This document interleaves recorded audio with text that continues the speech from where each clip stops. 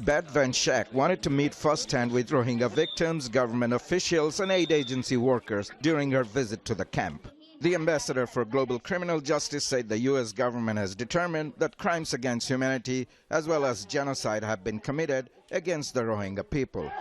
My trip was incredibly inspiring. It was really fascinating to hear from the individuals there what they are doing to advance justice in their own communities. So I spoke with documenters who are working out in the camps, taking testimony from survivors. The refugees camp leader Shamsul Alam said he was disappointed that there has been no progress holding those responsible for atrocities accountable. We're happy that diplomats from America and other countries are now visiting the camp. It's almost 6 years since we've been living here. There's not much progress. I hope that justice will prevail. For the refugees, life here is challenging. The camp is overcrowded and overflowing. There are flimsy shelters and the refugees are hemmed in by barbed wire fencing. Here there are no formal education for children available, no possibility of work and no travel allowed.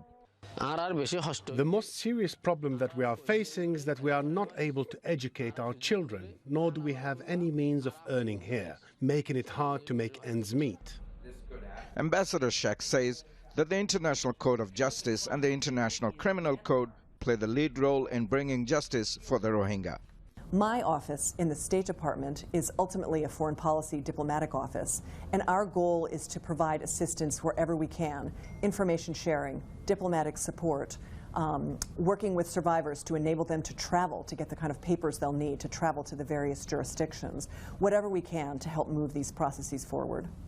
Most refugees don't feel it's safe for them to return home.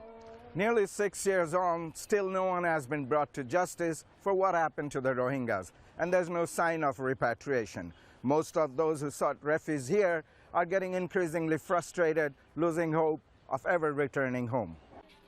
Bangladesh is a willing and generous host to the Rohingya, but after 6 years, it wants the international community to do more to resolve a crisis that shows no sign of ending.